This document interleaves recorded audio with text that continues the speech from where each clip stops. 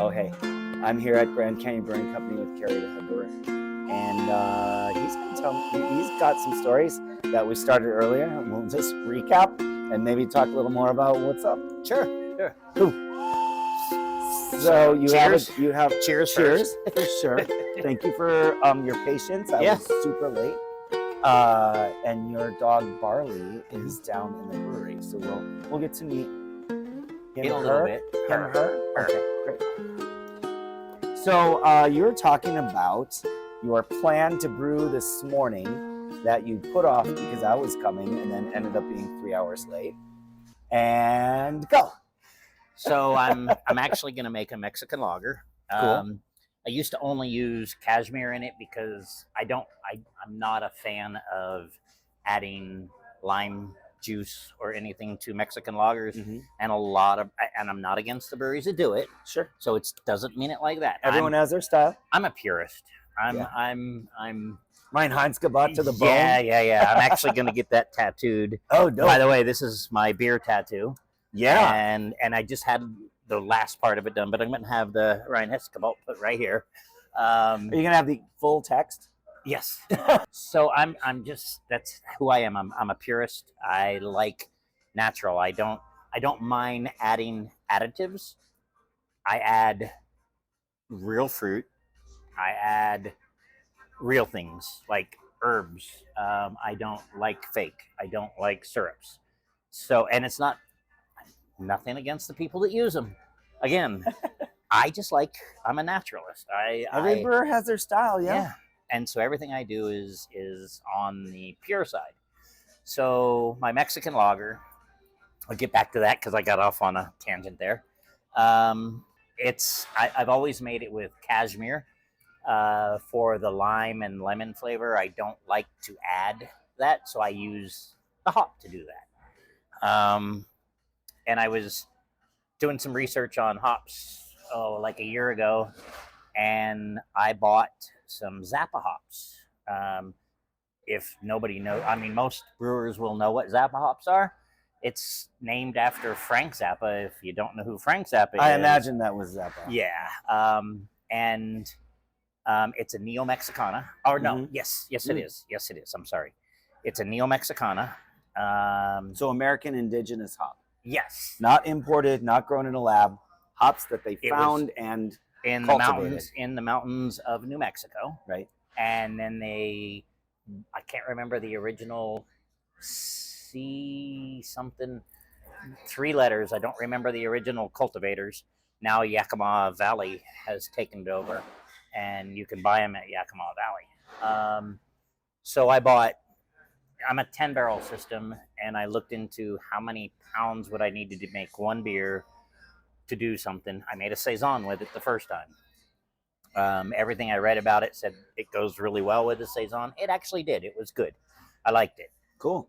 But since it's a Neo-Mexicana, I was like, yeah, it's an American hop, but it's a wild Mexicana hop. Right. It's not like a Cascade or Centennial, right? Northwest right. styles. Yeah. So I was like, I think I'm going to try that in my Mexican lager the next time I do it. So I was always a straight Cashmere for my Mexican lager, and I decided I'm still going to use Cashmere because I did a little more research, I love my job because I get to do research and I get to play and I get to mix things, and it's a lot of fun. I do work for Grand Canyon, and we do have core beers, and I'm one of the lucky ones that doesn't have to make the core beers. I get to make the play beers. I get to enjoy what I do, and I do love what I do. So I'm doing this Mexican lager. Cashmere and Zappa will go very well together in every little bit of research I've done. Some people say it's a unique flavor of the Zappa combined with the Cashmere, but I think it's going to be a perfect marriage. I think the lime, more lime than anything of Cashmere, with the fruitiness, the pininess, there is a little bit of citrus to the Zappa hop, and I think it'll go very well together. So New Mexican sometimes has like earthiness, dirt. Yeah, not this one. Okay. Yeah. Well, I mean, I like that. Yeah. Okay. Yeah, this one is the Zappa hop has some tropical fruits, has fruity pebbles, has a little bit of pine. It does have a slight bit of lime into it too, so it'll add to that. So my Cashmere I'm going to leave as my bittering hop, and then my Zappa is going to be my zero hop. Mhm. It's going to be. I'm not going to do it in the whirlpool. I'm going to do it in the end of boil. So Yeah. I'll shut her down and I'll pour it in. Just let it go as it is. Yeah, and then movement. send it over to the whirlpool. I Cool. think I like the flavors you get on the higher heat, because once you send it into the whirlpool, you lose 5 to 10 degrees, Oh yeah, for sure. and you get a totally different flavor from the hop because the cooler it changes it. And I do whirlpools. Yeah, I do the whirlpools, but I like the flavor you get at the end of boil. I just like that flavor. I think it gives it more of a bitey flavor, more of a good flavor. Not bite as in bad, but it enhances the flavor of what the hop is. So whirlpool is going to be more like surface level. Yeah. Yes. And if you put it at the end of the boil, it's going to have more time and more heat, and it goes a little deeper. Yes, it gets in. But doesn't like get to the 10-minute like no. you can, no bitterness, but also no less grassiness. less grassy. Yes.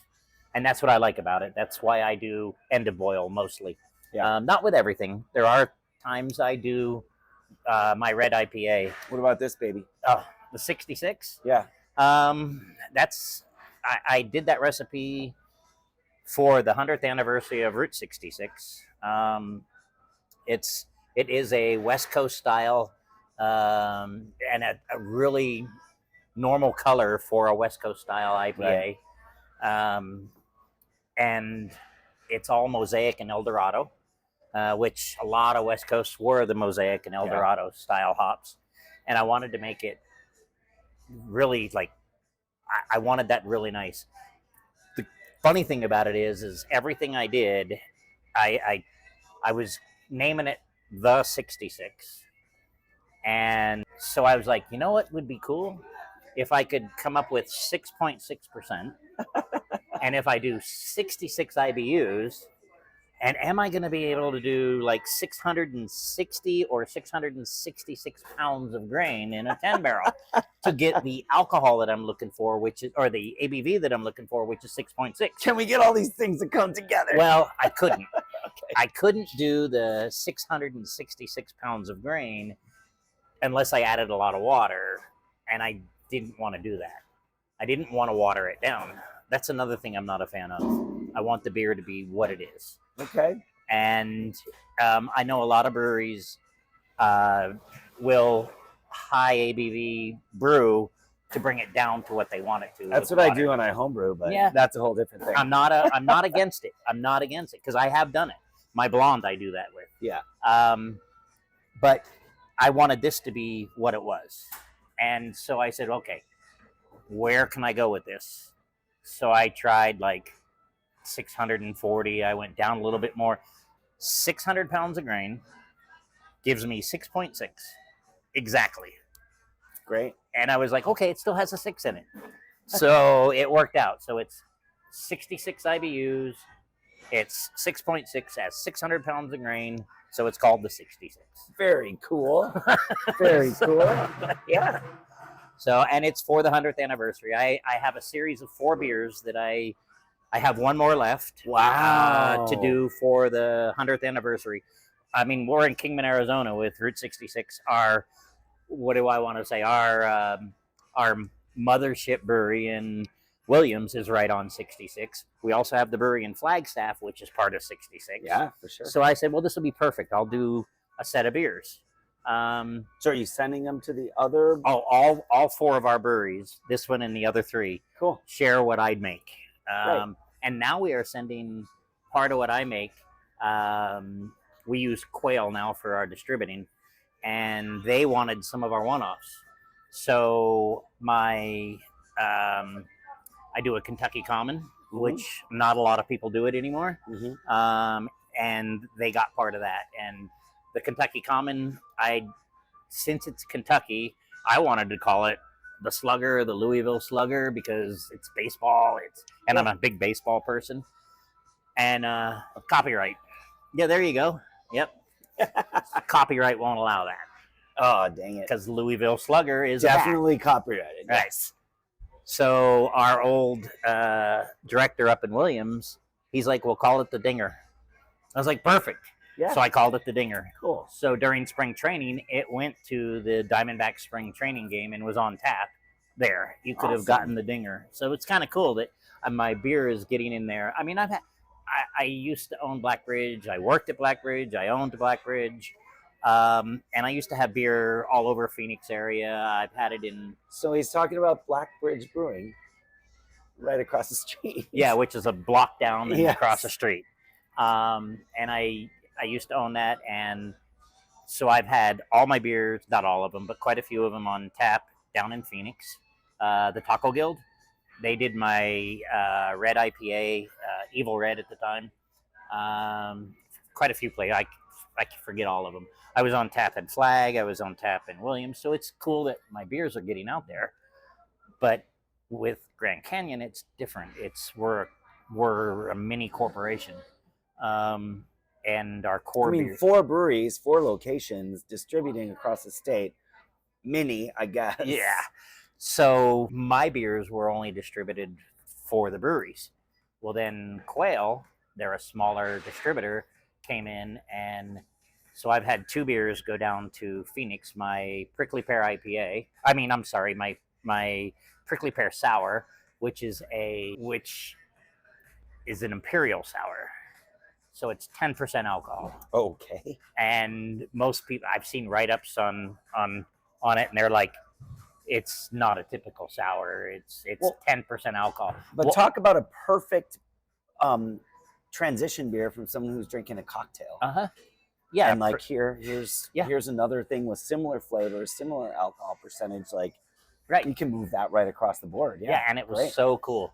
Yeah. And it's a very good beer. It's actually, and I get my Prickly Pear from local ranchers here in Kingman that go out and pick it and juice it up for me. And we sort of do some trading for everything, and it works out really well. Cool. And so it's fresh prickly pear. Like, again, I'm a purist. No syrups. Yeah, no syrups. You're not using those pumps to put your prickly pear in. No. I get it. So you know we make prickly pear IPA and we make our prickly pear wheat. Right. Super popular beers across the state. Yes, and they are both pure beers. They're not. They're aseptic. We use. Can I say aseptic on here? I did anyway. You can say any word you want. All right. This is an alcohol podcast that also gets on YouTube, and we cannot be monetized. So okay. So Aseptic is, of course, everybody knows as a brewer that they're a company that you can get fruits from, purees. So we still use purees. We don't, and as doing 40 and 80 and 120 barrels, that's a lot of prickly pear. Right. So I think it's cool that even the company I work for is still on the purist side of it. They don't want to go to the syrups because it changes your whole beer. And I'm not going to mention any beers that have changed because of using syrups. People start with that idea, and then once they have to get to volume, a lot of times like the way that they have to make the volume of beer just changes how they do it. And apparently you guys are just like, nope, we don't care. Not yet. Cool. So, which I think is great. We do a lot of prickly pear in Williams.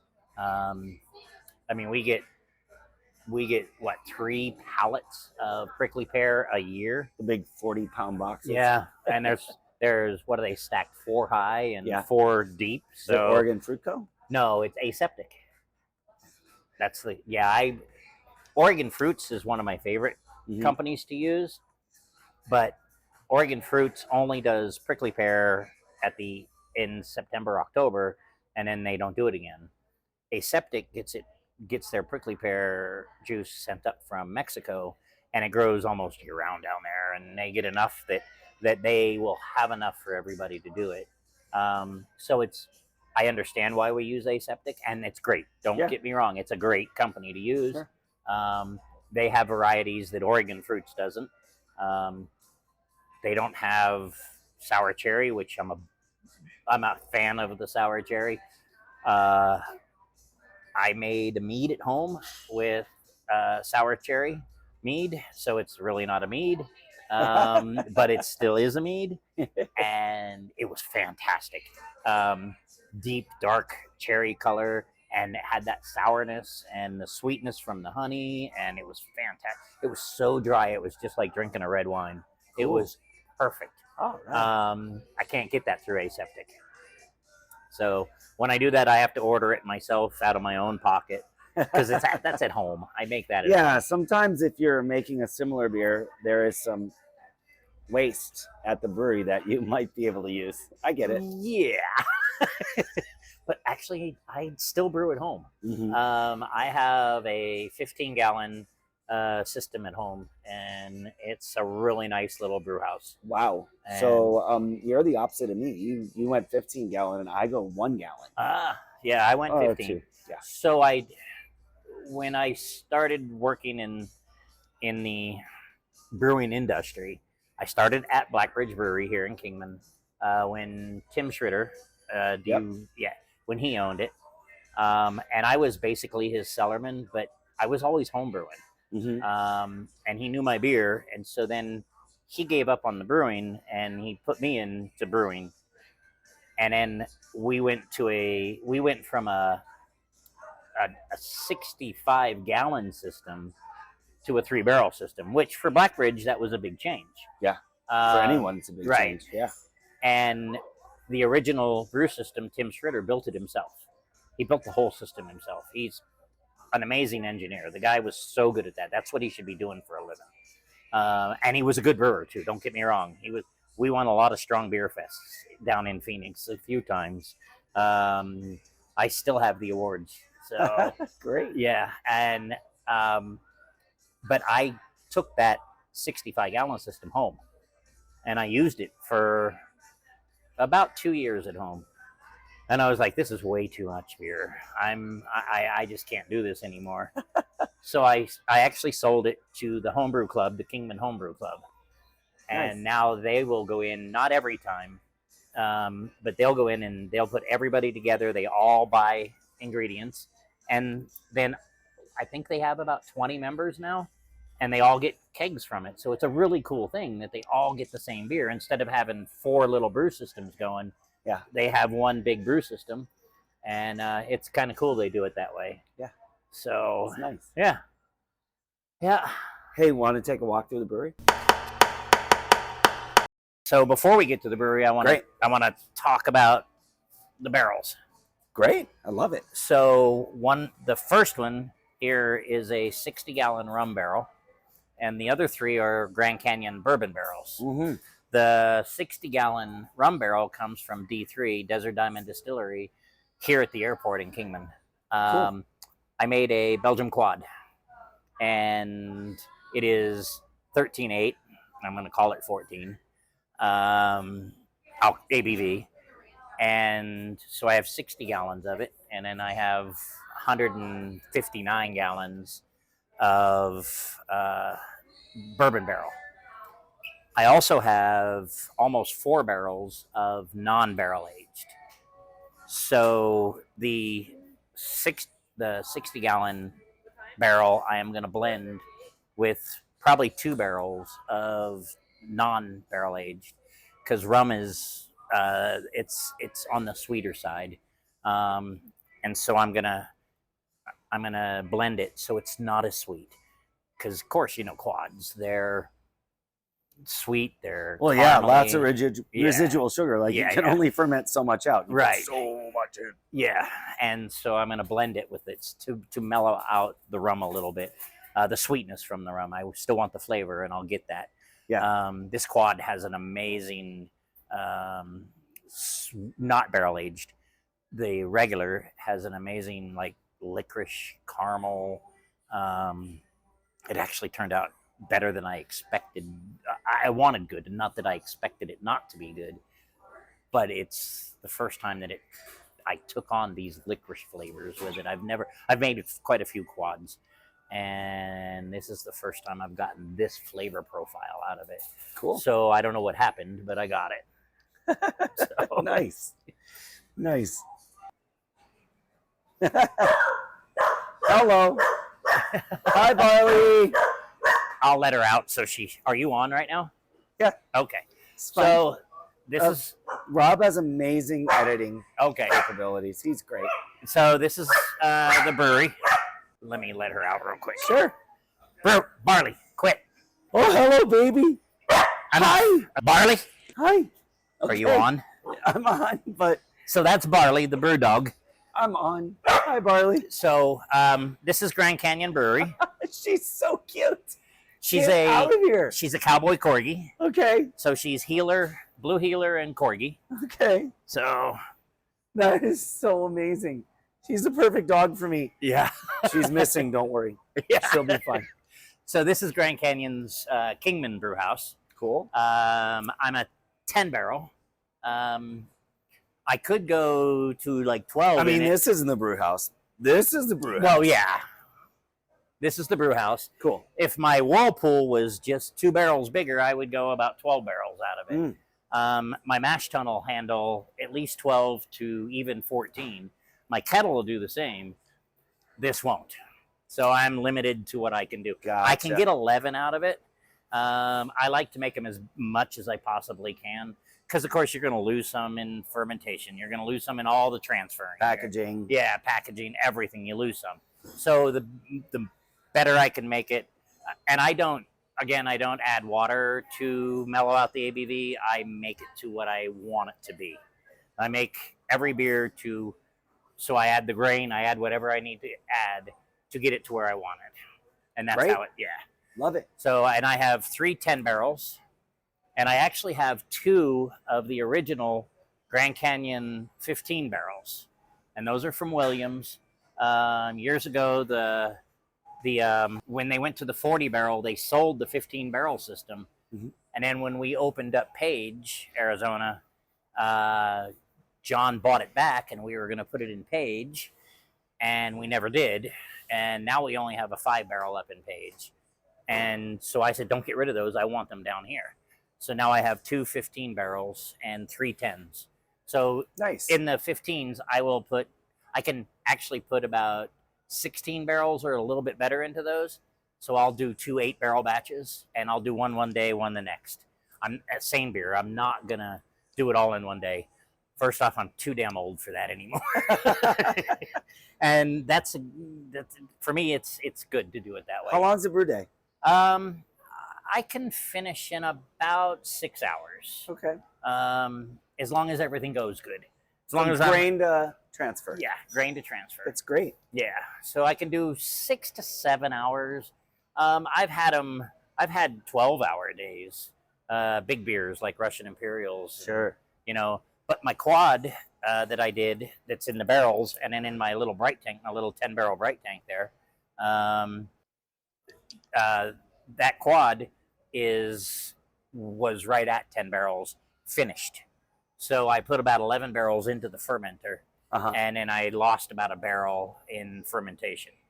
And that's a fantastic beer. I'll give you a taste here in a minute. Don't. That's what these samples are for. I'm in. Yeah. So this fermenter tomorrow is where I'm going to do that Mexican lager that I talked about. This one, number 2, I have a French lager in, which is the beer I'm drinking. French lager. It's a French lager. So I use a Southern European, Southern German yeast, and then I use French hops in it. Which Mistral, if you don't know Mistral hops, they're fantastic. And everything I read about it said, they go great in an IPA. And this is the second time I've made this French lager, and I'm like, they go fantastic in a lager. It gives it a really nice flavor, very crushable, very crisp and crushable. It's a really good beer. The third one there, which says ferment vessel number 11, but this used to be owned by Rickety Cricket, and Rickety Cricket had like 13 fermenters, so they were in here, and I don't know how they fit them in here, but they did. Of course, the cooler wasn't here at that time then. Big difference. Right. So, but we needed the cooler for our kitchen. So, and I'm glad we have it. They didn't have food here? Yeah, they had food, but they used refrigerator, like 3-door refrigerators for everything. Okay, yeah. And they mostly pizza. They did a few specials here and there, just the same as what Rickety does now up at their place, which is only about 2 blocks down the road. They do pizzas.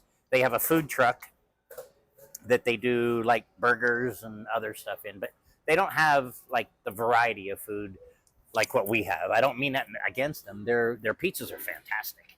A little high price, but they're fantastic.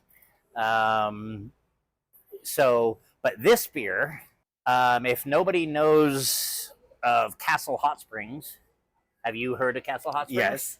Do you know what we do for them? No. So that is a resort down near Wickenburg-ish.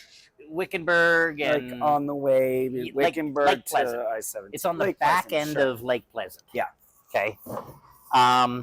And it used to be like where all the stars would go. Yeah, to way back escape. in the 1930s, 1920s. And then it fell into disrepair. Someone Yes. bought it about 10 years ago. It's done a ton to bring it up. Yep. And now you are. So they bring me Hot Springs water. Oh, wow. And What, IBC totes? What? yes. Okay. So I get only one.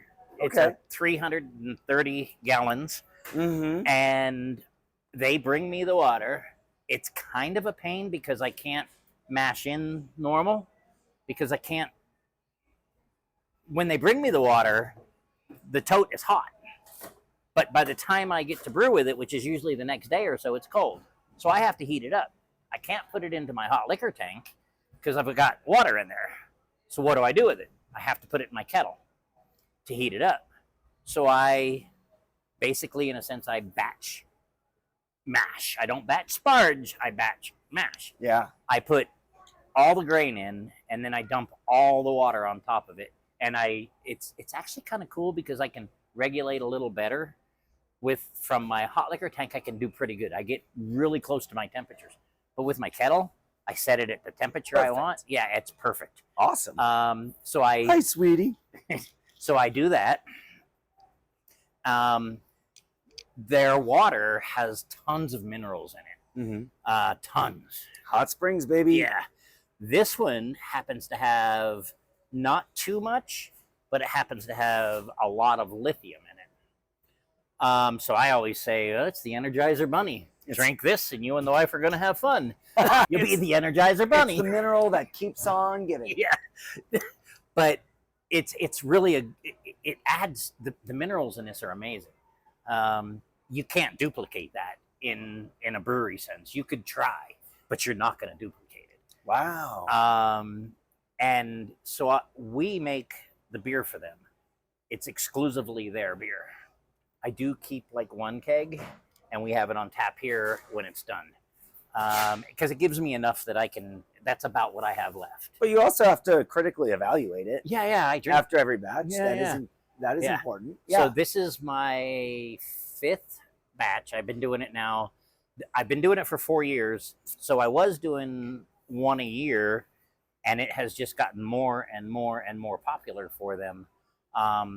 And the last batch I made, I delivered it to them in November, and then they called me 1st of February and said, we got to get you more water. We're almost out of the beer already. They get 7 barrels, and I get 1 barrel because it makes about 8 barrels. Okay. And so I was like, okay. And so they brought it up to me. I just made it 2 weeks ago. It's a lager. We call it Lithium Lager.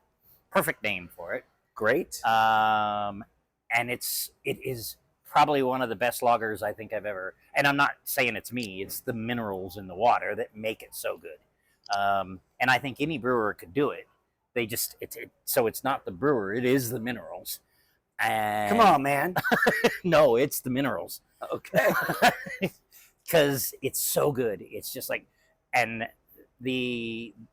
So if nobody knows what Castle Hot Springs is, yes, it's a resort. It's a very high-end resort, like $2,000 a night, and they require you to stay a minimum of 3 nights. It is also almost they have their own farm there. Yep. They raise their own chickens for all their eggs. They have their own farm for all of their herbs and vegetables, and then they get locally sourced meats from all over the Arizona area. So it's almost farm to table. Yeah. In a sense, it really is, and it's so good. I've had their food, fantastic. But I make this beer exclusively for them. Like I said, I keep 1 keg. We serve it here. It goes in no time. I'm sort of like real stingy on it, which They're like, no, that's enough. You had 1. That's it. yeah, we only give it to you in a 2-ounce pour. No, no, you get a normal. I mean, when I do it, I do the 23s. It doesn't count, man. Yeah, I'm the brewer, so it doesn't count. Exactly. But it's who I serve it to. Okay, see you later, buddy. Yeah, not everybody gets to try it. So it's one of those beers that, again, it's locals, it's people that know who I am and know my beers. And when I put that 1 keg on, it lasts us 2 days. A half barrel will last us 2 days, and that's it. I mean, Awesome. so it's just one of those The beers. secret tap? Yeah, it's kind of the secret tap. And it's so cool, though. It's just really good. It's a lot of fun to do. And I love the idea that I get to make their beer. Yeah. And if, like, you guys all ought to get to Castle Hot Springs just to go see it. It's so cool. You can take 4-wheelers and go over Crown King and come down the backside, or you can go Lake Pleasant and come out and go over Crown King the other way. Yeah. All dirt roads. All dirt roads. Yeah, I've been. Yeah. I mean, I haven't been there. Definitely past the entrance. I mean, even the entrance is like beautiful. Yeah, it is. You're going down this road that's just fencing for cattle and whatever, and then all of a sudden it's hey. So it'll be ready about this. Well, it'll be ready about the first week of June, but I won't be back until the first week of June because I'm actually going to Alaska for 9 days. So if you want, I'll let you know, and I don't think I can work out 9 days in Alaska. No, not Alaska. When I go That's what he meant. Yeah. But now he's doing coy. No, when I go to Castle Hot Springs, I'll give you a holler, and you meet me there at the Lake Pleasant turnoff. Great. And drive in with me. You'll get to see it. You can probably do a little podcast there with it. Cool. I'll talk to Ian. He's the farmer. He's the head of the farm. I'll talk to him to make sure it's okay. Sweet. And you can go see it. And then all the guys that watch this pod will be able to see, or listen to it, or watch it, whatever. Will be able to see it. Cool. It's such a cool place. It's absolutely beautiful. You would never know that Phoenix area has what it has. So Literally every star from the 20s and 30s went there. yeah, I've read a little bit about it. Yeah. They wanted to open a brewery at one point and then decided that was more than they could. right. And there's been a few other breweries, and I'm not even going to say who they were because I was told, but I just don't remember. Mm-hmm. That have made this beer for them. I think we are the first brewery that has made it 5 batches in a row. I think the other ones have done a couple. Mm-hmm. And one of them, they said, and I don't know who it was. Again, I'm not going to say.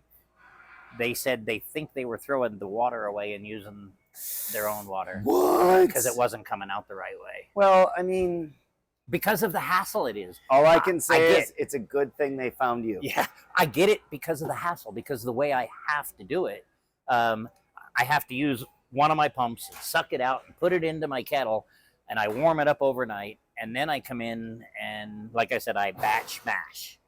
So all the water goes in at one time. There is no sparging whatsoever. Yeah. Makes it kind of a hassle. brew in a bag, baby. Yeah, kind of. Yeah, it's a big brew in the bag. Yeah, no But- sparge brewing. Yeah. Oh, then you could do a second one with regular water for like You might get a 2% beer. party out of it. guile, Yeah. right? Yeah, that would be kind of fun. And it is a lager. It's all lager. And I'm a purist. A lot of people will push lagers out in 3-4 weeks. I'm 6 weeks or longer, always. This is 6 weeks. I will keg this on Thursday, and it is 6 weeks. I do minimum of 6 weeks. This one I try to do a little bit longer, just because I think it brings out the flavors better. And so it'll probably be 7 weeks by the time I'm done. So as far as the grain bill, is it the same grain bill as your standard No. lager? Well, Okay. I mean, it could be. Yes, it could be. I'm straight Pilsner. That's all I use in it. So yeah, it's probably a standard lager. And what about your hopping schedule? It is just a 60-minute, and that's it. No flavor, no nothing. 60-minute what? Saws? Hallertauer. Hallertauer? Great. Yeah.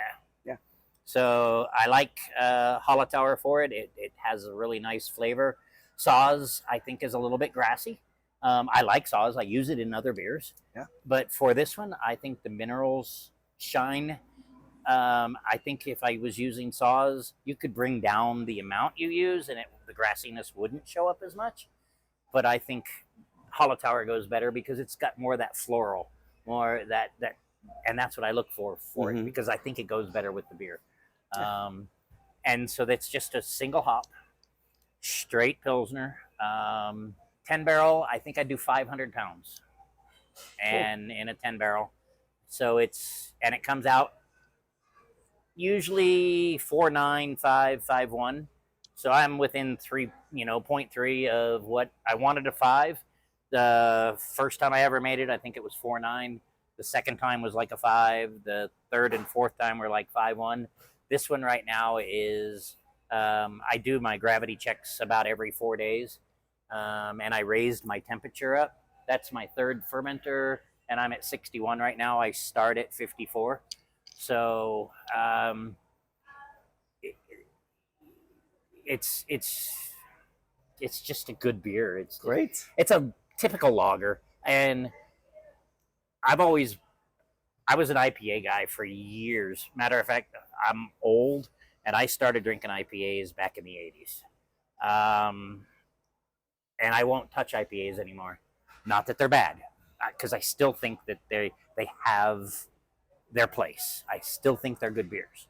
All the hops ruin your palate because of the amount of hops. Yeah. And I wouldn't be able to taste my lagers. I wouldn't be able to taste other non-IPA beers as well.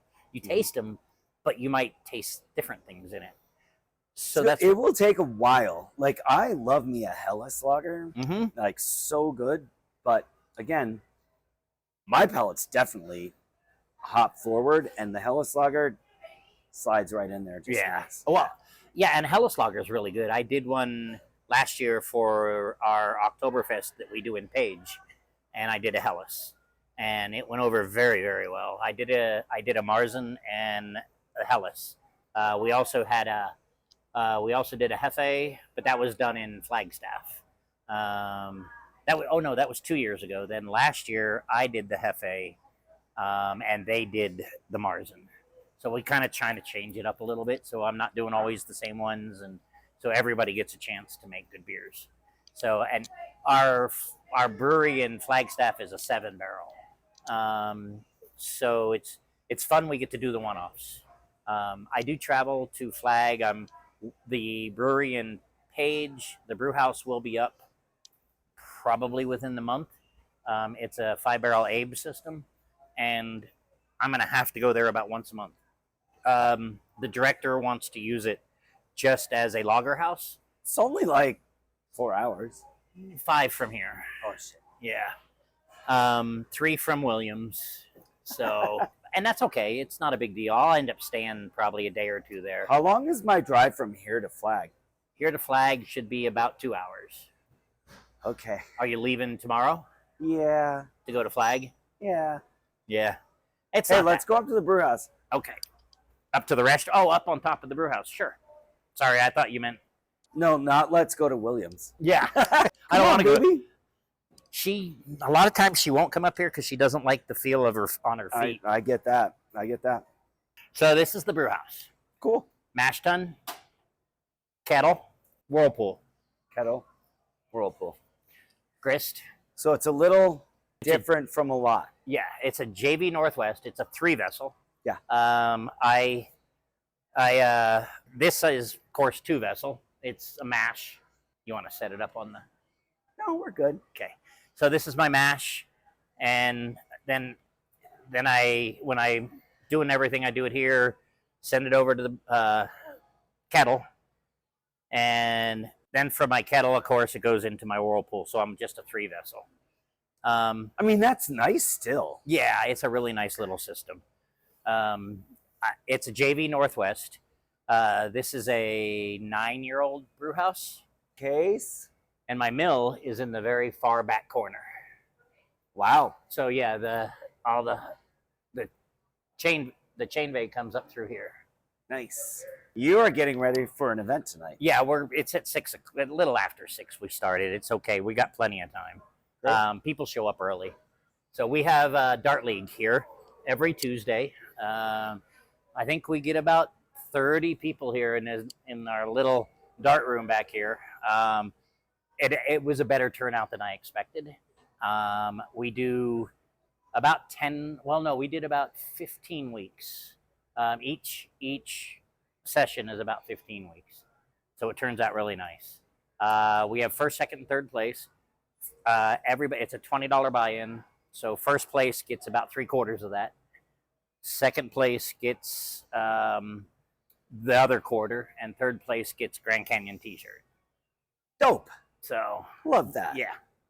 So, and it's fun. It's just a lot of fun. And actually, the gentleman down there, his name is Ritchie. He is a tattoo artist that has, Ritchie. yeah, he has been doing my beer tattoo, which kind of might not see it very well right now because I just had it done, more of it done on Saturday. So, but you can see yeast, grains, wheat, water, hops, more hops up here. So I have a German Stein, which that's my original tattoo. That is cool. When I joined the military, I had the Snake and the Panther in 1977, and then he just made the mug into it, so it's foaming over. Cool. And he did the foam the other day and finished the rest of it. If you guys want to come up to Kingman and get an amazing tattoo, see Ritchie. He is worldwide known. You walk into his tattoo parlor, and he's got magazine articles from all over the world of him and his tattoos. He's amazing. Sweet. So come up and get one. It's good. See Ritchie. Yeah, come see Ritchie. So the original tattoo, the hop, I got that done at CBC in Vegas. We did a night at did they call it the Punk Rock? Yeah, the Punk Rock Museum. And I'm not a big punk rock fan. I used to be when I was younger, but all the artists, I was like, oh yeah, I know them, and I know them. I saw them in Germany when I was in the military, and so then they were doing flash tattoos, and I went and got this one. Cool. And after a couple of days looking at it, I said, it's a lonely tattoo. I need to fix it. So yeah. Yep, that's a lonely tattoo. It now says good beer, good people, good beer. Yeah, that's a good thing. I mean, yeah, it's moving why forward not? Because it is. So then Ritchie, my tattoo artist, came here, took a picture of my fermenter, and then that's the fermenter, and he made the hop, the emblem on the fermenter. So cool. And it turned out really cool.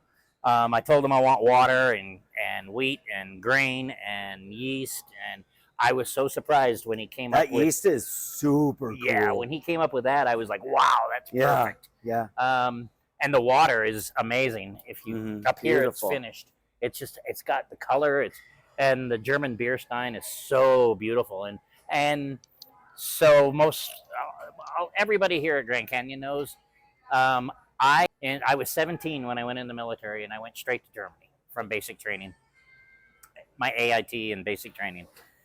and I was over there for about a year, and there was a little guest house pub, what we call a pub, what they call in Germany a guest house, and I used to go to it all the time.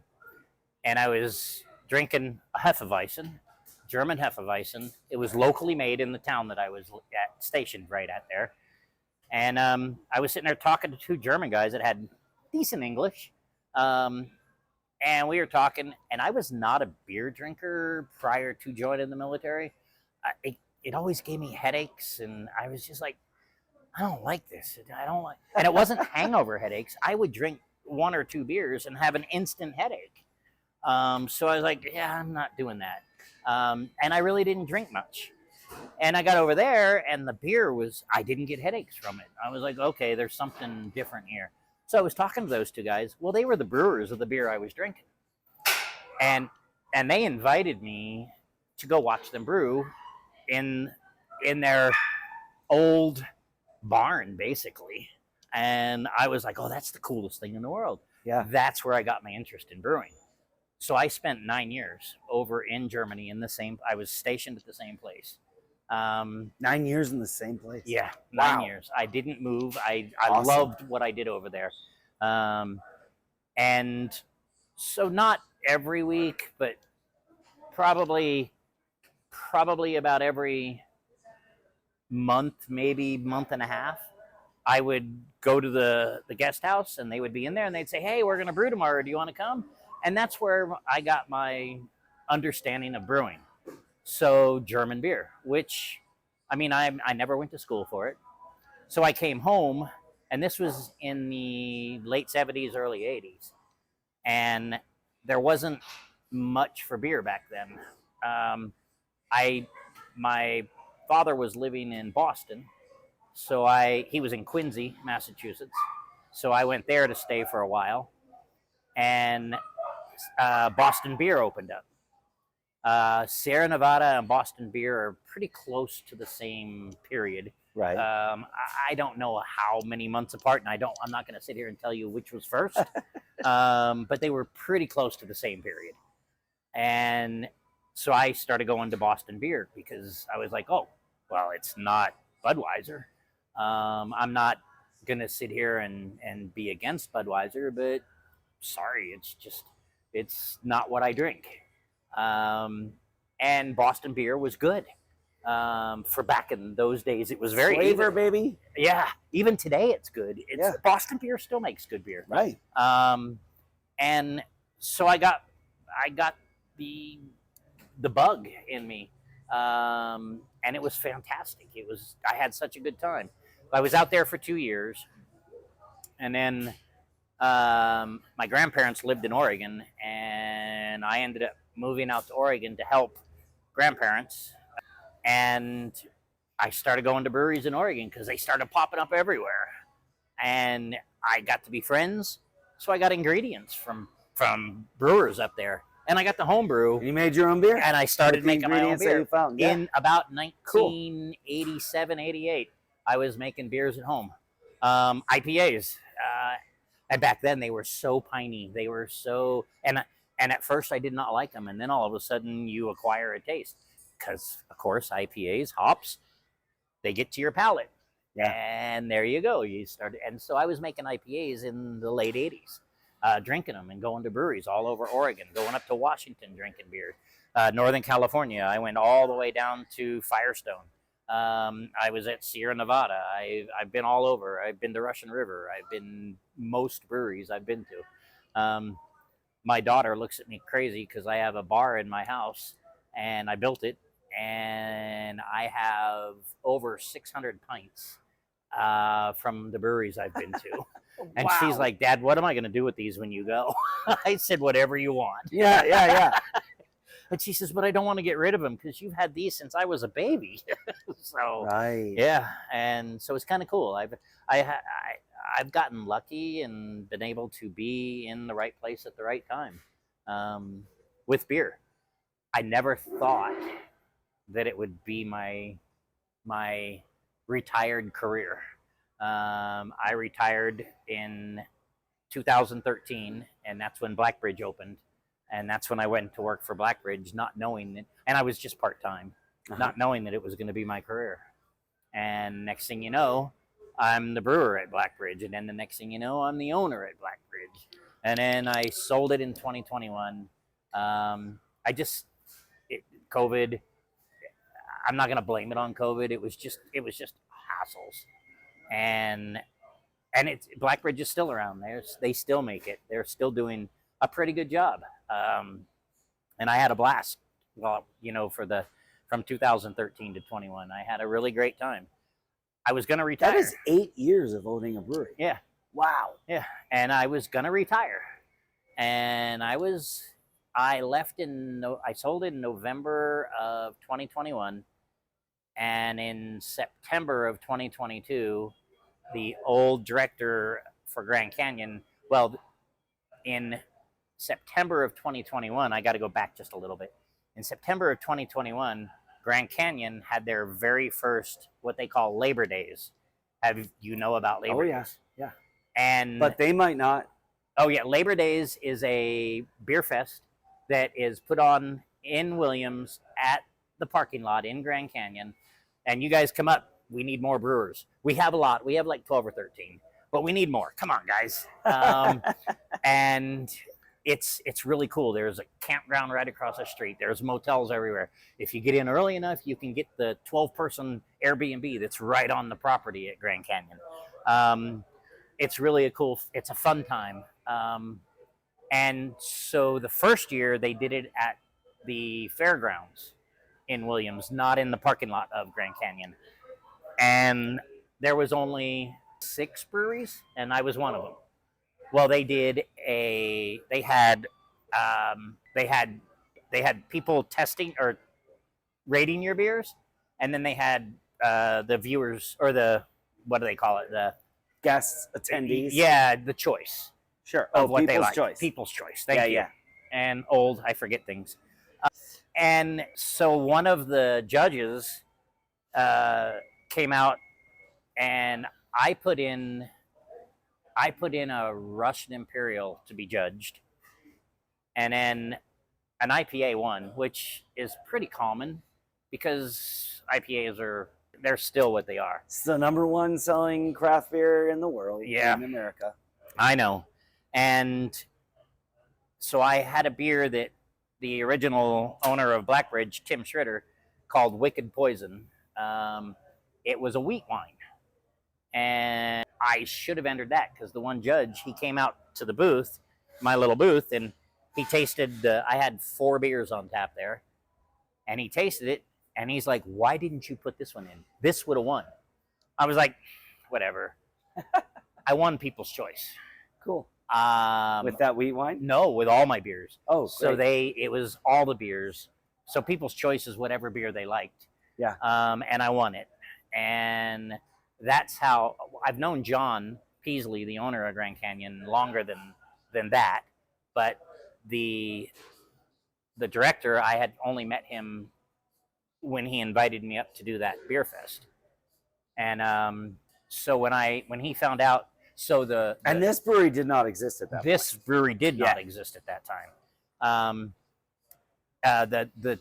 The award for that is a really cool wooden background with an axe, because all the money goes to the firefighters. So all of it. The Grand Canyon keeps none of it.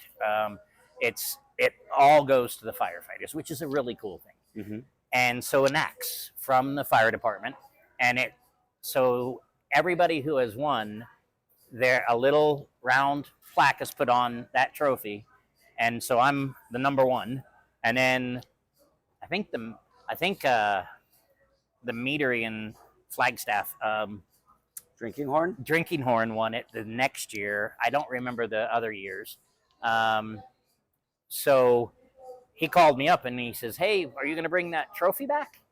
And because you have to take it back after the year, because it's a traveling trophy, right? And so I was like, "Yeah, I'll get it back up to you." He says, "Oh, by the way, I heard you retired." And I said, "Yeah." He says, "You want a job?" I said, "Not really." They offered me the right money, and here I am. I was working for him for almost a year, And In Williams? In Williams, and my daughter was living, or still is, well, she still has the house up there. They're getting ready to sell it to move. They're moving to Vegas, which I'm like, why? But whatever. I mean, then I can go visit more breweries in Vegas, which I know all of them up there. But Yeah. so I was staying at my daughter's during the week and working in Williams. I got into distilling a little bit up in Williams, just a little bit. That was fun. I enjoyed that. And I was doing 40 barrel batches. We were doing 3 turns to do 120 in a day. I was like, I'm not this type of brewer. And so about a year into it, John came up to me and said, hey, I bought you a brewery. I said, where? And he says, in Kingman. And at that time, it was just Rickety, Cricket, and Blackbridge. Right. So I was like, I know you didn't buy Blackbridge. Well, I was like, I don't want to go to work at Blackbridge, and that's too small, John. Yeah. And he's like, no, I bought Rickety Cricket. I was like, you did what? And then he says, well, you know, there's 2 Rickety Crickets in Kingman. And I said, yeah, I know. He said, I bought the original one. I said, oh, that's such a cool, the brew house is so cool. The way it's set up is so cool. And he says, yeah, but they moved the whole brew system was taken out of here during COVID because of the regulations and everything. And he moved it up to the other, the Rickety Cricket that is now, never even hooked it up, never used it. It sat there until we bought it in 23. And then we moved it back down here and got it all set up. Wow. And so it's similar with Uncle Bear's. When we closed the pub and opened the production brewery, they took out all the equipment from the pub, and then Zach Schroeder, who is at Loca Patron, put it back over there for Wicked Brewing. Same thing. Took it out, moved it all back in. Same exact brew house. Wild. Yeah. And keep doing that. Yeah, and the same guy that came from Oregon to originally set this up for Rickety Cricket, yeah, we got to come down and reset it up for us. So he knew the system, and he knew how to set it up. There were parts missing here and there, and so he knew, oh yeah, I got to do this, and he had schematics of the whole thing.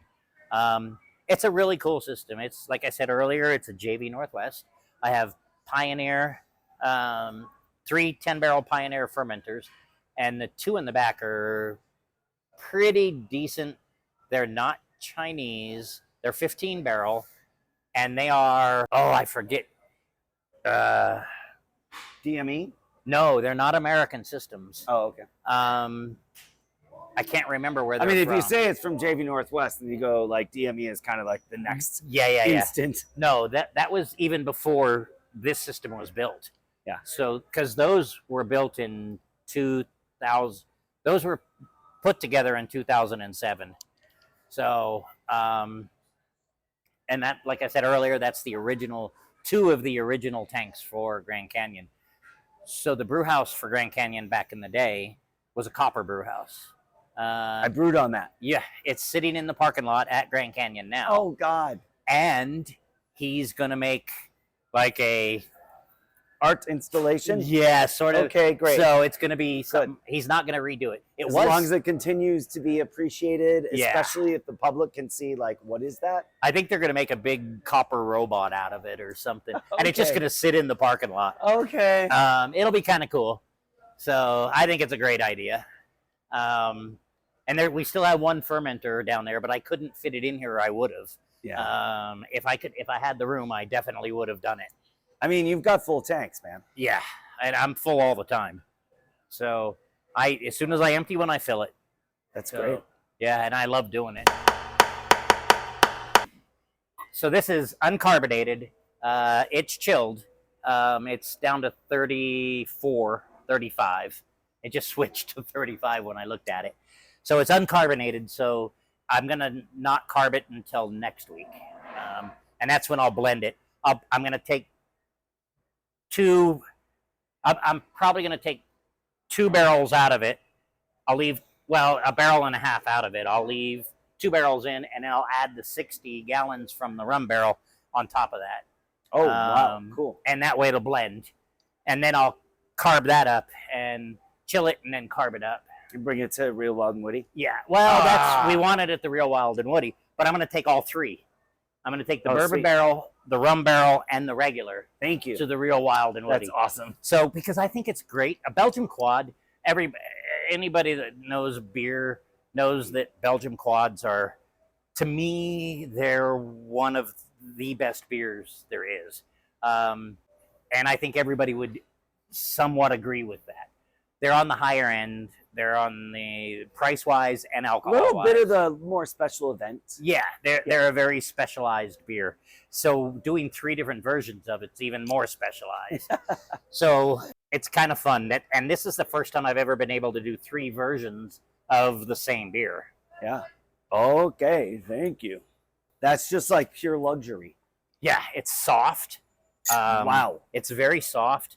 And like I said, it's got that licorice sort of flavor. You can get the caramel out of it. I don't even want you to carbonate this. It's so good. If I could serve this out of I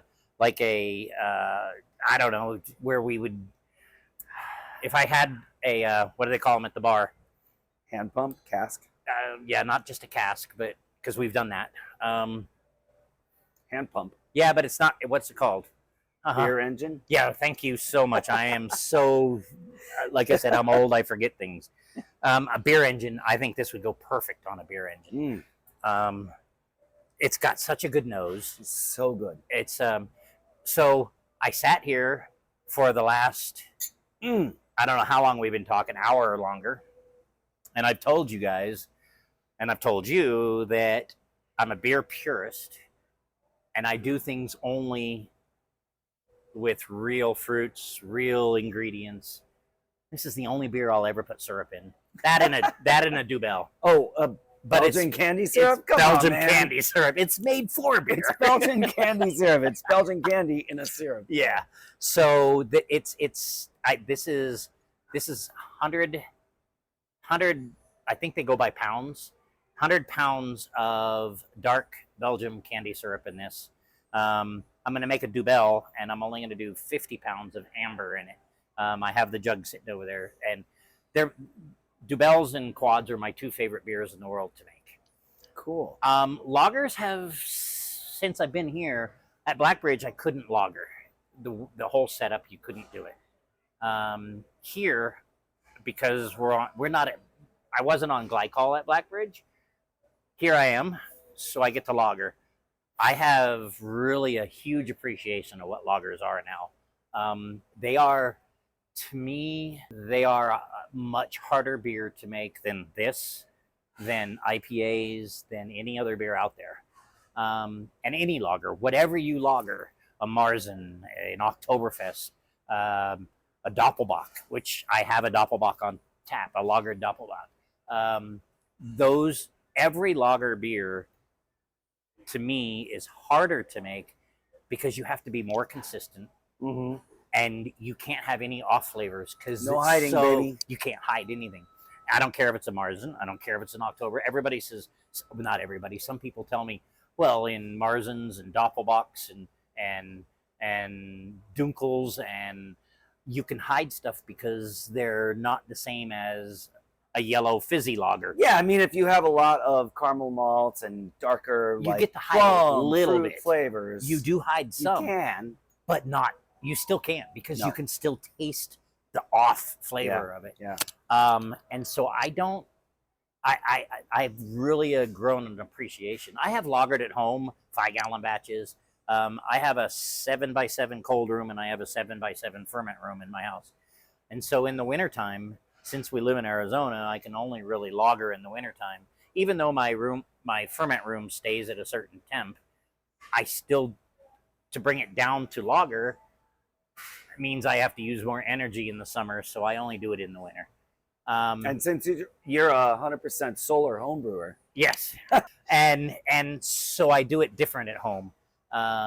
So I have lagered small batches, but this is for me, this is the larger batch. Let's put it that way. It's not a large because it's not 30 or 60 or 40 or whatever. 300. Yeah.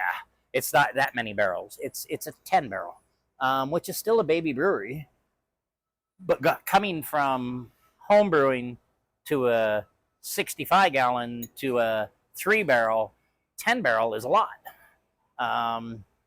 And so I've really got an appreciation of lagering now, and I do my darndest to every beer that I lager, like this French lager. This is the second time I've made it, and a friend of mine who came in and tasted it last year when I made it, he came in today earlier, and I gave him a sample of it, and he says it tastes just like it did last year. So it makes me feel good because it tastes the same. It's so you. And yeah, everybody, brewers would be like, oh, you got to just do the same amount of water and you have to do the same grain. You don't always get it just perfect each time. Especially when you have environmental changes. Mhm. And it changes a lot up here. Yes, yeah. And so it's different. And every year you could have a different beer. And I like to make them consistent. The first thing that I realized when it came to light beers was a blonde, and that's an ale. It's not a lager, but I do lager my blonde to make it a lager instead of a blonde. And blondes are highly noticeable for any change. I do one here that was a collaboration with the Kingman Fire Department. So I did it in 2023. And you brewed it in boots? No, we did it here because it's Kingman first. And in 1973, there was a huge train explosion, Dexol, propane basically, and it killed 11 firefighters. Wow. And so the fire department came to me 50 years later and said, hey, we want to make a beer for the anniversary of the 11 firefighters. Well, it was 10 firefighters and 1 officer. And I was like, cool, that's a great idea. What do you want to call it? And they said, well, 11 alarm. Oh, I thought it'd be Dexol. No, 11 alarm for the 11 firefighter, or the 10 firefighters and the officer that was killed. Yeah. So, and I had to get permission from the owner to make that basically a core beer. So I make it about 5 times a year. And, you know, I know everybody says, well, that's 50 barrels. That's kind of that's pretty much a lot for one beer. That's a lot, yeah. And it's nothing against our core beers, but it's probably our best-selling beer that we have. People like the story Every behind it. location's going to have a different thing, Yeah. And people connect to a story. Yeah, and they love the story behind it. We have visitors that come from all around the world here because of Route 66 and stuff. And they always say, this is probably the best blonde I've ever had. So I'm like, well, thank you. And it's consistently the same. So at this one, the next batch I make, which will probably be before I go to on my Alaska trip, I'm changing the hops. I was using Sriracha Ace and Montueca in it because of the hop flavors that you get out of that. Both of those hops, Montueca not as much. Sriracha Ace gave you that lemon lime sort of flavor, and it goes really nice in a light beer. Those flavors go very nice.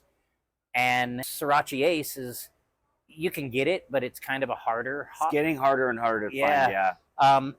And that's because we basically took it from the Japanese because they couldn't consistently make the same hop all the time. It was always giving you different flavors out of it. Your alphas and stuff were different every time. So when Yakima Chief took it, I think it's Yakima Chief. I think so. I may be wrong on that. Could be Haas. Who knows? Yeah, you never know. So when we took it and started growing it, it was grown more consistently. And now a lot of breweries are starting to find out about it, and Sriracha Ace is a more expensive and harder hop to get a hold of. So I was looking for variations, and Montueca is close. And it's a good hop. I got away from Sriracha Ace, and now it's strictly Montueca in the blonde. And then about a year ago, when I found a lot of the French hops, and I bought for my French lager, I was going through Yakima Valley, not Chief, and I saw a Pico. I thought that was a cool name. I was like, oh, what's that? And I started reading about it, and substitutions was Sriracha Ace or Montueca. I was like, oh, son of a gun. And much cheaper. Look at what showed up. Yeah, much cheaper. I mean, much cheaper. Like a third of the price of Montueca and a third of the price of Sriracha, or more than that of Sriracha Ace. So I said, I'll try it. So the next batch is going to be straight Pico, just to see how it turns out. If I like it, yeah, it's. So I will change it a little bit because hops do change the flavor of your beer.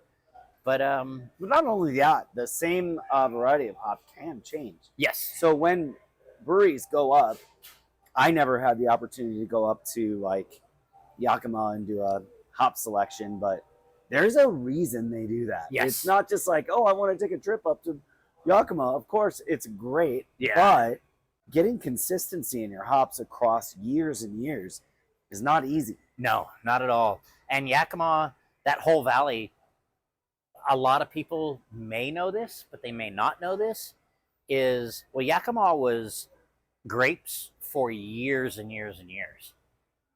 Great soil for the grapes. Well, then all of a sudden, Mount St. Helens blew. And Yakima was covered with 2 feet of ash. And the reason I know that is because I went TDY from Germany to Yakima like a week after Mount St. Helens went off. And I was an engineer, and engineers in the military is not engineers in civilian life. Engineer in the military is construction. We were construction equipment operators. Yeah. So we took loaders and graders and dump trucks, and we cleaned Yakima completely. And I lived there for 8 months in Yakima.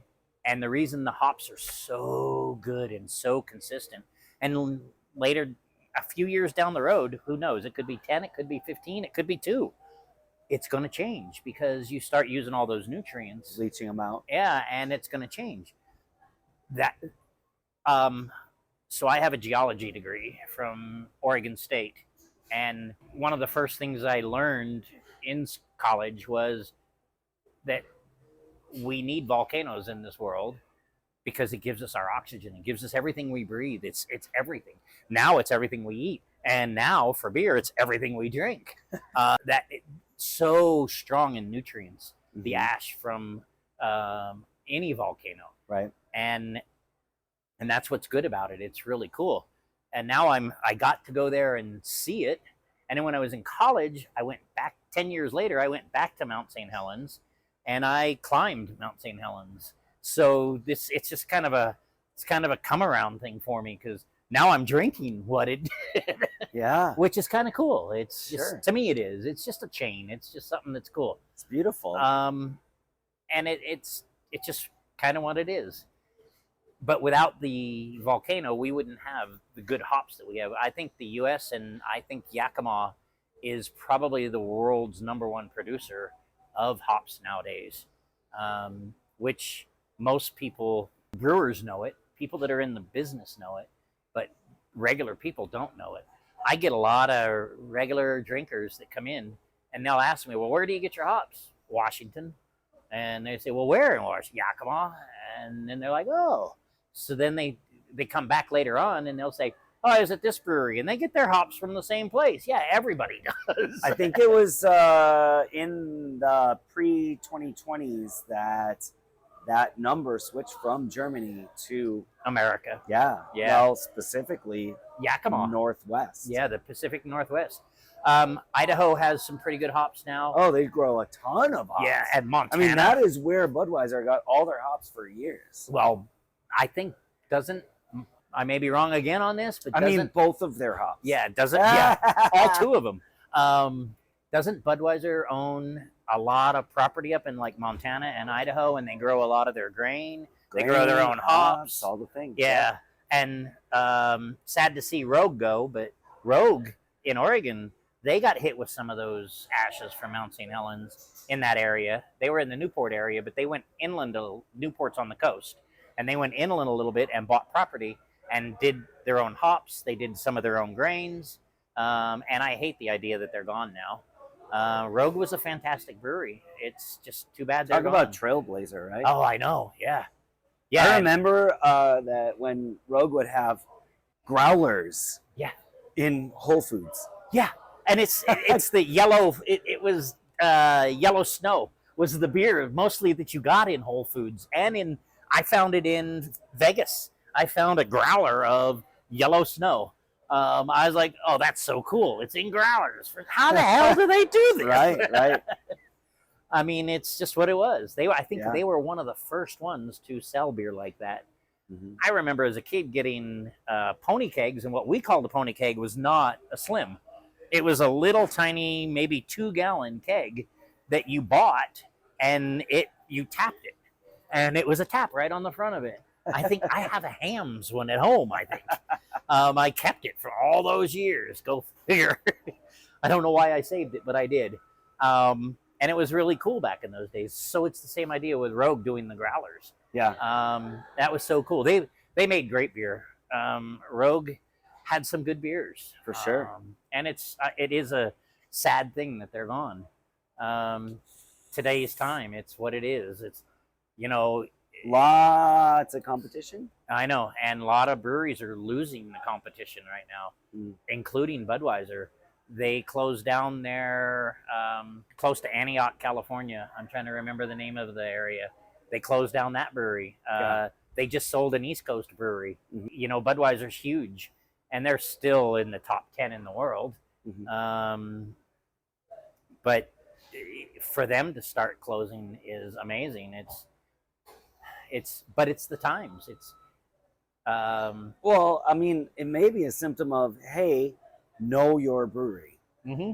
Like, you have a local brewery in your neighborhood, go get to know them, and that has been really effective for Arizona breweries. Yeah, I know, and I think at one time wasn't local breweries in America itself, not just in Arizona, but all over the U.S., about 20 to up to 25% of the market. Man, that was always a dream. I remember my first CBC, I was in Portland. Okay. And that was like, beat the drum 20% by 2020. Okay. We never really got there. Never really got there. Close, though. Yeah, 17, 18. Yeah, that's pretty But damn that's close, not though. super close.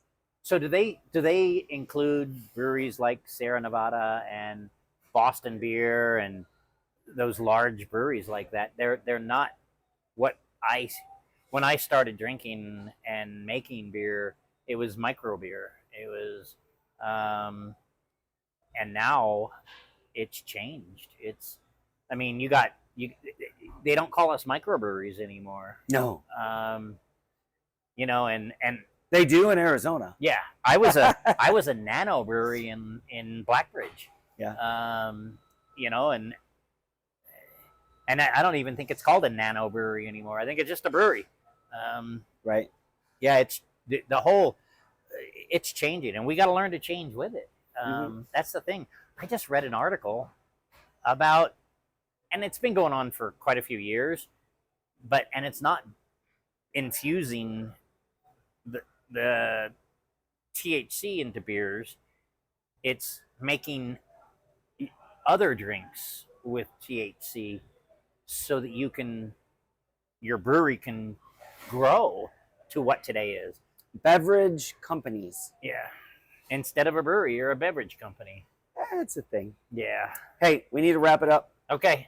Sorry, I'll talk forever. Oh, the funny thing is, I was like, you're good at telling stories. And Kerry's like, yeah, I don't know. Yeah.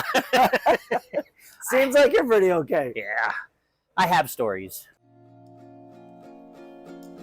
Thanks, Kerry. Yeah, Appreciate thank you. hanging out with me for a while. And there you go. Yeah. Thank you, guys. Hope you like this, and I will talk and talk and talk. So come down to the brewery sometime. Come to Kingman when you're going to Vegas, all you Phoenix Brewers. All right. See ya. Oh, cheers. Cheers again.